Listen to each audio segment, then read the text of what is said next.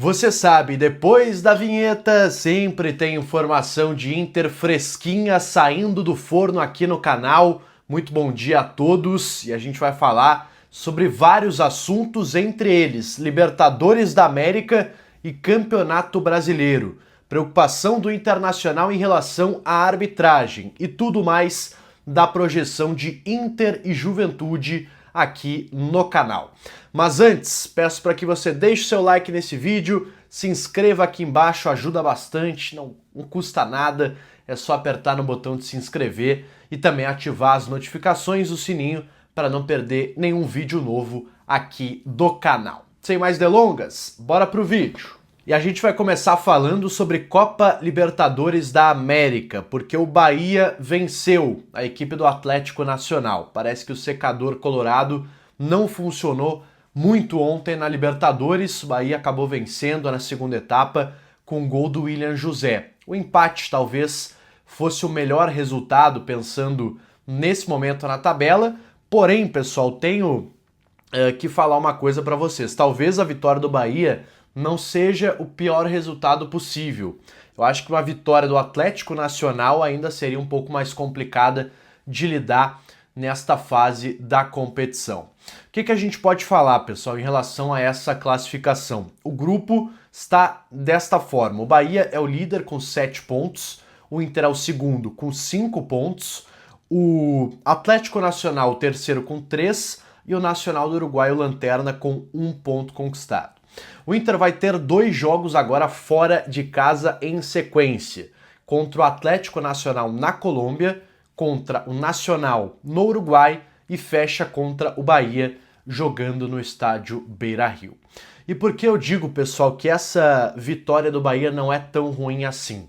O Bahia joga 2 jogos fora, assim como o Inter no próximo turno. Então ele vai pegar o Inter fora e vai pegar o Atlético Nacional fora. Então a tendência é que o Bahia não faça tantos pontos como fez nesta primeira parte do grupo da Libertadores. O Inter, por si só, se a gente seguir uma projeção que até foi trazida pelo meu colega de Band, Paulinho Pires, que é o mago dos números e sabe tudo de projeção, ele está projetando 10 pontos para um clube se classificar nesse grupo F.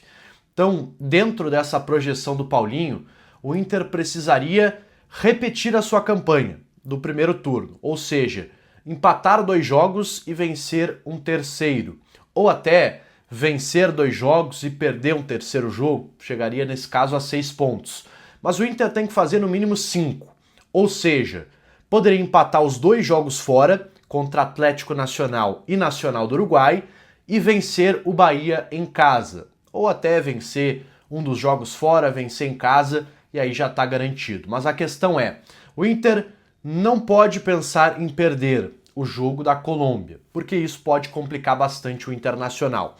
Num cenário hipotético, que o Inter perde o jogo da Colômbia, ele é ultrapassado pelo Atlético Nacional, que chegaria a 6 pontos, e ele ficaria em terceiro no seu grupo da Libertadores, já na próxima rodada. Então, é um sinal de alerta, sim, que tem que ligar o Inter, que não fez a sua parte, né, pessoal? Convenhamos, o Inter tinha tudo para vencer o Nacional jogando em casa e não conseguiu. Fez 3 gols e conseguiu tomar 3.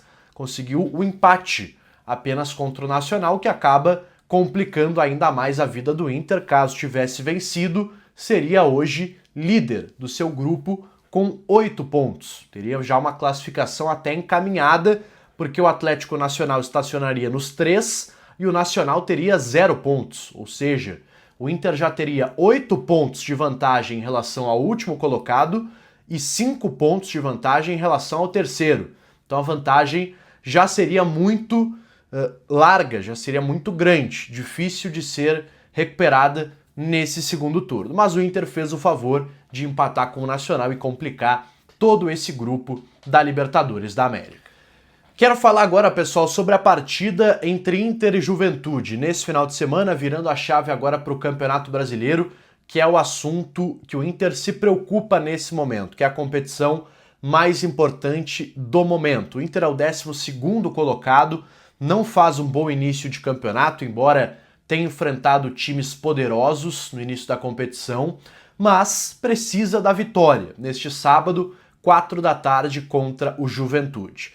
Mas o Inter tem uma bronca, pessoal, com a CBF, e ela foi oficializada ontem pelo José Olavo Bisol, vice-presidente de futebol do Internacional, que divulgou um posicionamento na sua rede social, estou colocando aí na tela para vocês, contra a escalação de Flávio Rodrigues de Souza, o árbitro que está escalado para Inter e Juventude. Para quem não lembra, ele foi o árbitro da partida entre Fortaleza e Inter, empate em 0-0, onde o Inter reclama de um pênalti não marcado em cima do zagueiro Rohel, cometido pelo Davi Luiz, e que depois a comissão dos especialistas da CBF acabou chancelando a decisão da arbitragem, dizendo que realmente não deveria ter sido marcado o pênalti. Mas o Inter ficou muito na bronca com essa partida e com esta arbitragem, e novamente o Flávio Rodrigues de Souza estará em um jogo do Internacional. O Bisol